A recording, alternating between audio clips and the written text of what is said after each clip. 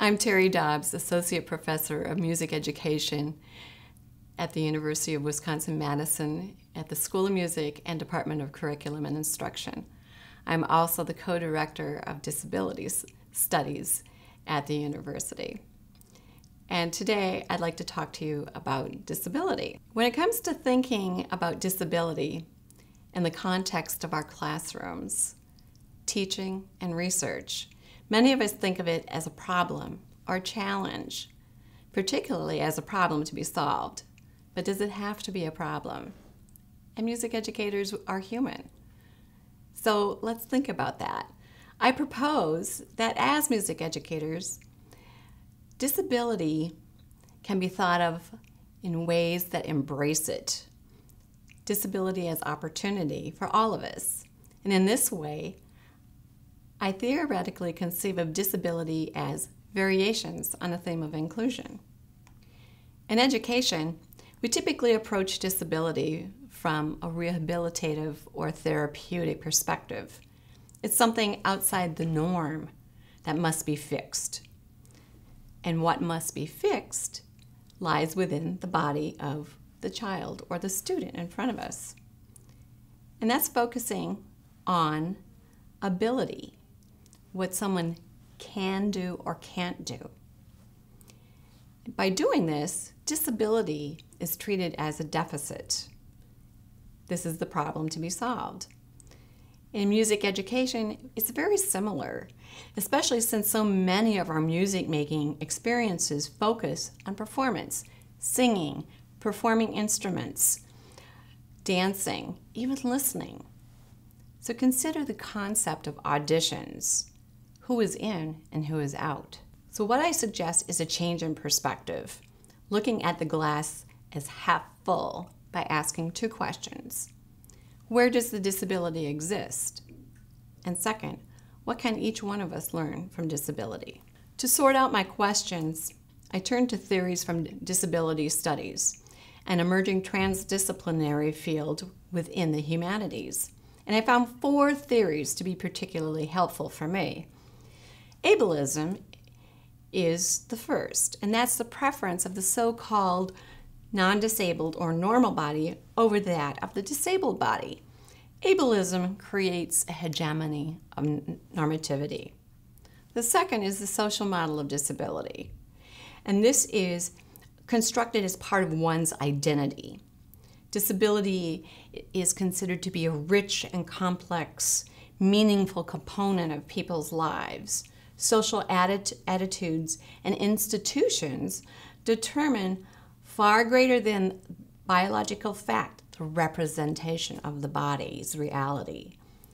3 principles taken from social construction are key here. The first is that knowledge is socially situated. Identities are socially constructed. And third, some bodies are excluded by dominant social thinking. The third model is that of complex embodiment, and that conceptualizes disability as a cultural and minority identity, but it encompasses the spectrum of human variation across and within the human lifespan.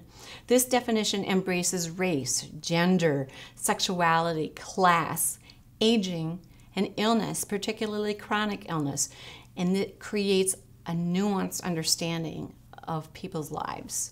The fourth model is that of cultural disability, and this model interrogates disability's cultural locations, where disability interacts with non-disability. The locations are spaces of daily interaction, including schools, music classroom, stores, restaurants, wherever people gather, and wherever disability is managed and treated as a problem to solve. In my work, I employ these models of disability to push against a model that I suggest is prevalent in North American culture and indeed many cultures, but specifically education in general and music education in particular. And that's the medical deficit model. This model situates an individual with disabilities as outside what is accepted as the norm or normative. Any deviance is defined as an embodied deficit. It strictly resides within the body. Disability is all too often considered to be a personal issue and stigmatizes individuals who are marked as different. Individuals are seen as needing repair, and they are perceived from what they can't do as opposed to what they can do. Further, disability is seen as a tragedy. My work in disability studies leads me to conduct discourse analyses of multiple texts, including publications of music education research that address disability. A preponderance of the discourse, and that is the overarching messages, indicates that, one, that research participants with disabilities are often subjected to deep disclosure. We want to know what exactly is wrong with that person. Are they deaf? Do they have ADD? Are they blind? Do they have cognitive disabilities? Second, disability is typically described or implied to be a bodily impairment. And third, the normative body, that is the so-called able body, is presented as preferred. And we know that the able body needs the disabled body in order to exist. So framing the disabled and non-disabled bodies as bipolar opposites negates the complexities that lie between them, just like an interval of a perfect fifth, rather than the first note and the second note being the most important. Most of the information lies between those notes, creating that interval.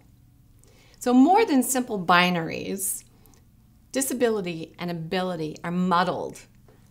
They overlap with each other and they're contingent upon culture and context.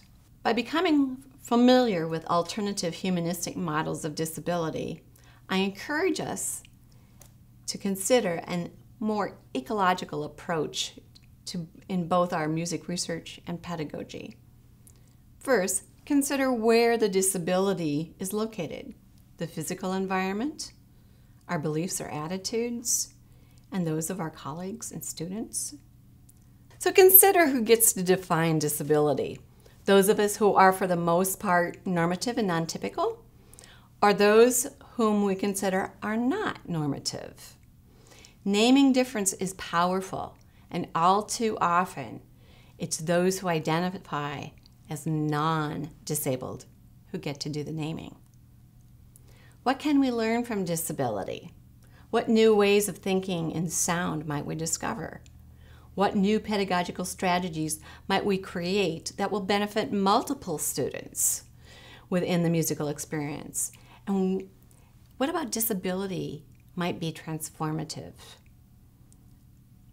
And for each one of us, but most importantly, our students. And how might we employ these theories of disability to create music classrooms that serve as cultural and equitable locations of musical experiences? Theories from disability studies challenge us to rethink disability and help us move beyond therapeutic perspectives to understanding it as a complex, interactive system that includes human relationships, perceptions, and beliefs. Thanks for listening.